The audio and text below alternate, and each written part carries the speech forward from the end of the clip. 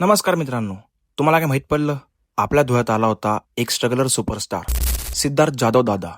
आपला एक मराठी ऍक्टर सिद्धार्थ जाधव दादा याचा लाईव्ह ऍक्ट मी आज खूप जवळून अनुभवला.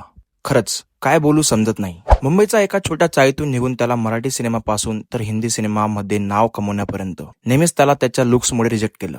पण त्याने हार नाही मानली. थिएटर पासून सुरुवात केली, छोटे छोटे रोल केले आणि स्वतःची ओळख तयार केली. कारण खरा हिरो बनण्यासाठी चेहरा नाही तर हिंमत आणि टॅलेंटची खरी गरज असते. धुळ्यात त्याच्या ॲनिमल नावाचा ऍक्ट होता आणि मी तो खूप जवळून लाईव्ह अनुभवला. खरंच खूप काही शिकायला भेटले.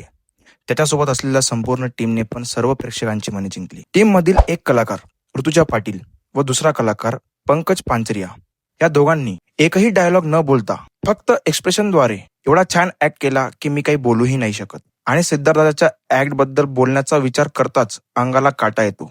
दादाने एका सेकंदात रडवले आणि एका सेकंदात हसवलेही. खरंच दादा, तू असंच सर्वांना मार्गदर्शन करत राहा आणि मोटिवेट करत राहा, ज्यामुळे माझ्यासारखी व अजून काही आपल्यामध्ये लपलेले कलाकार उद्याला मोठे स्टार बनू शकतील. आणि शोच्या शेवटी मी दादाला पर्सनली भेटलो. खरंच खूप लक्की आहे मी.